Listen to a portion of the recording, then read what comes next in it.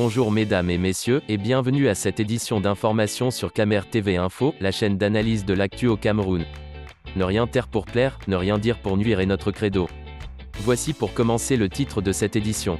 Cette vidéo est réalisée à partir d'un post du prêtre Ludovic Lado sur sa page Facebook intitulée « Bibouni-Sak est en danger au CED ».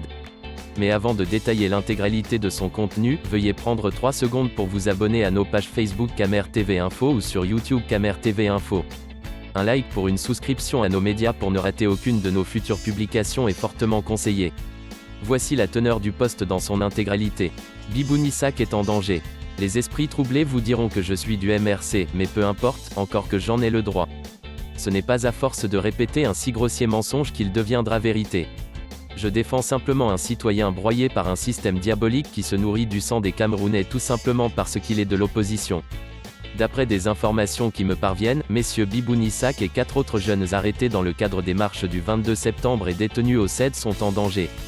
Hier mardi, il a été extrait de sa cellule par ses geôliers pour signer un procès-verbal, rapport d'audition qui visait à requalifier les faits qui lui sont reprochés et qui sont de l'ordre de l'insurrection et de flagrance. Il a bien évidemment refusé de le faire et a été reconduit à sa cellule.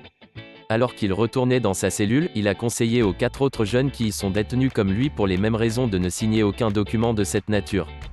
Quand ces jeunes ont été ensuite extraits de leur cellule et qu'on leur a demandé de signer des rapports d'audition, ils ont refusé. Des menaces leur ont été proférées, entre autres, qu'on allait leur changer de cellule pour les éloigner de monsieur Bibouni-Sak parce qu'il aurait une mauvaise influence sur eux. Il leur a été dit que monsieur Bibouni-Sak finira par demander l'asile politique pour s'en aller pendant que ces 4 jeunes moisiront là dans leur geôle. Il se trouve que comme le commissaire du gouvernement n'a aucune preuve dans son dossier pour les inculper sur les motifs d'insurrection et de flagrance, il est désormais question de recourir à des machinations frauduleuses. Notons que messieurs Bibouni-Sak est incarcéré au CED dans un bloc de 8 cellules réservées d'ordinaire aux délinquants, ce qui fait craindre pour sa sécurité une fois qu'il sera séparé des 4 autres jeunes.